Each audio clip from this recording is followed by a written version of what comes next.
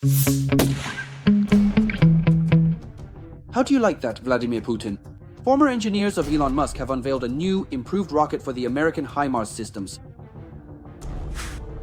The rocket, developed by former SpaceX engineers, has received technological and technical upgrades and will soon be ready for combat testing. Experts have reviewed and approved this project. It has been recommended for further funding and preparation for production. At the same time, the United Kingdom has announced the development of the Nightfall ballistic missile specifically for Ukraine. The UK is developing new tactical ballistic missiles that will increase Ukraine's firepower to defend against Putin's war machine. The British missile, whose name translates as sunset, will be able to reach not only the occupiers at the front, but also Moscow and many other Russian cities. These strikes, as a rule, will be unavoidable. And if, let's put it this way, in half of the cases when two missiles are launched, one will definitely hit the target. What are the technical specifications of the American and British missiles? Will the Ukrainian armed forces, having gotten their hands on the London ballistic missile, also be able to try out Washington's new development? And are the new long-range developments capable of influencing the course of the war? This and more, coming up, next in the Arsenal. At the moment, it is known that as part of the Nightfall project, the United Kingdom has announced a competition for the rapid development of ground-based ballistic missiles, with a range of over 500 kilometers and a 200-kilogram warhead.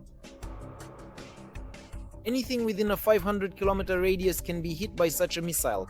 Will it be able to strike targets in Moscow? At the very least, the outskirts of Moscow could be hit, but there could be other targets as well. These could include oil refineries, as well as all military-industrial complex facilities located within the missile's strike radius, and also the energy infrastructure of the Russian Federation. The ballistic missile will be designed for the battlefield with a high level of threat and strong electromagnetic interference. At the same time, the missile is suitable both for strikes deep inside Russian territory and for destroying targets near the front line.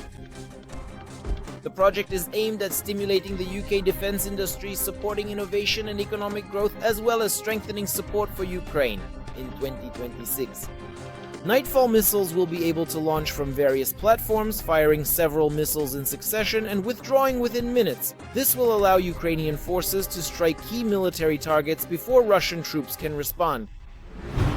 According to the project, after launching, the launcher and crew must be able to leave the area within 5 minutes. The missile will be highly accurate.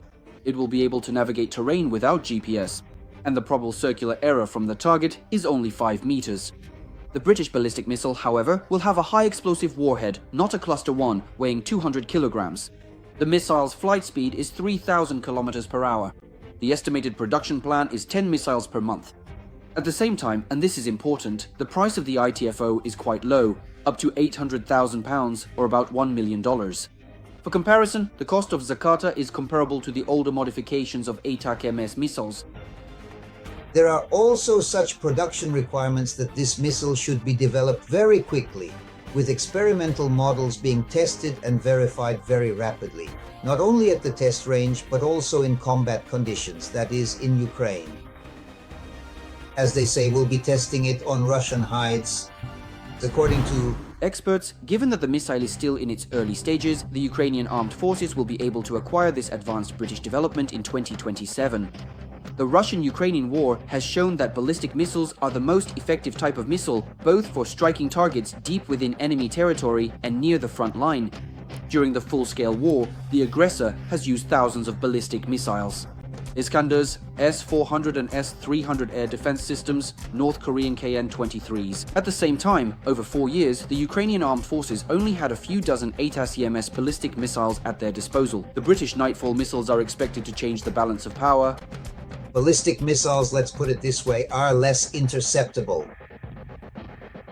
All air defense systems and aircraft can engage cruise missiles, but when it comes to ballistic missiles, aircraft do not engage them. Basically, the trajectory is high. The missile falls from a great height at tremendous speed. Roughly, well, it depends on the type of ballistic missile. But the ones we use or will use have a range of up to 50 kilometers, including Nightfall. That means an enormous speed. And besides the fact that aviation in principle is incapable of intercepting such missiles, only certain, especially advanced anti-aircraft systems, are able to shoot them down. The Americans are not lagging behind the British either. The defense company Castellon, founded by former SpaceX engineers, has unveiled the Blackbird Geo hypersonic missile for rocket systems, HIMARS and M270. It really is being developed by former employees of Elon Musk. And here's the thing.